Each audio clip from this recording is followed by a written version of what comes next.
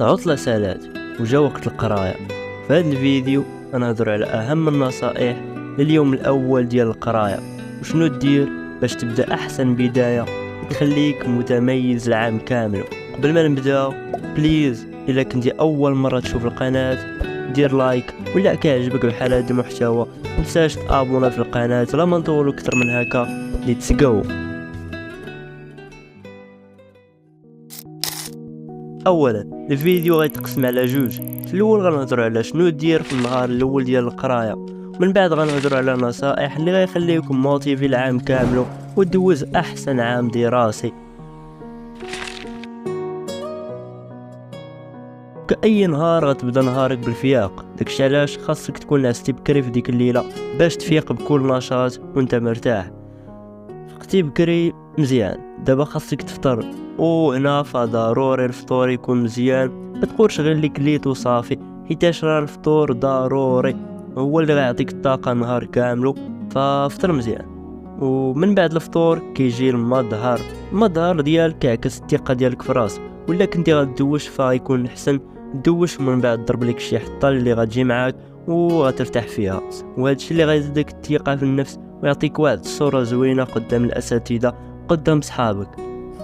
ونهار الاول هذا حاول تكون اجتماعي، ابتسم وما تحاولش دير فيها واعر، حضر راسك تمشي تجلس في الطاوله الاخرى هذا القسم، حاول تكون وسط الاجواء، دير صداقات جديده، تستمتع بوقتك. فرا ما نساوش بلي الانطباع الاول ضروري.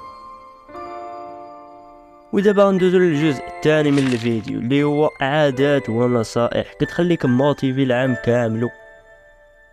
غالبا وكأي واحد الاسبوع الاول للقرايه كتكون خدام مزيان، ولكن الاسبوع الثاني كترجع كما كنتي في العام اللي فات، كتبقى تاجل اي حاجه غديرها. هذا الشيء عادي لان التحفيز كيبقى غير في دماغنا وما كيتحولش لافعال. داكشي علاش غادي نهضروا على 3 ديال الحوايج اللي غادي يعاونوك باش دوز عام دراسي مزيان: العقليه، العادات والنصائح.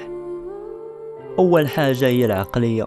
حاول تدخل عام دراسي بعقليه ايجابيه، غادي تنظم وقتك وتكون عندك رؤيه واضحه على الاهداف اللي باغي تحققها هذا العام. وثانيا العادات. ثاني حاجه هي العادات، خاصك تبني عادات جديده باش تكون منظم. واحد البروغرام ديال القرايه خاصو يكون ديما في بالك. مثلا من الاحسن دير جدول يومي او اسبوعي تحدد فيه وقت محدد ومكان محدد لكل ماده، حيتاش الا كنتي منظم غادي تلقى راسك دائما واجد وما غاديش تبقى تحتاج تفكر كل نهار شنو غادي تقرا. وحاول ما تبداش العام بقوه مفرطه، خاصك تمشي تدريجيا. الاسبوع الاول قرا شويه، الاسبوع الثاني زيد شويه، وهكذا حتى تلقى راحتك. وما تنساش تاخذ فترات راحه، تخرج تلعب مع صحابك، تسافر، تنشط مع راسك باش ما يجيكش الملل من القرايه. وفي الفيديو الجاي غندير لكم فيديو على افضل التطبيقات او افضل ادوات ديال الذكاء الاصطناعي اللي غادي يعاونوك في القرايه ديالك، ويمكن لك دير بهم جدول زمني بكل سهوله. ثالثا نصائح. اخر حاجه هي النصائح. حاول ما تركزش غير في النقاط ولكن في الفائده اللي غتاخذها من القرايه. حاول تقرا باش تعمر دماغك بالمعلومات، ماشي غير باش دوز الامتحان. في الاخير خاصك تعرف ان هاد الايامات اللي كتقرا فيهم راه ما غاديش يتعوضوا، لذلك استغلهم مزيان واستمتع بوقتك. ونتمنى الفيديو يكون عجبكم، واذا كان عندكم شي نصائح اخرى ولا تجارب ديالك فخليها لينا في التعليق.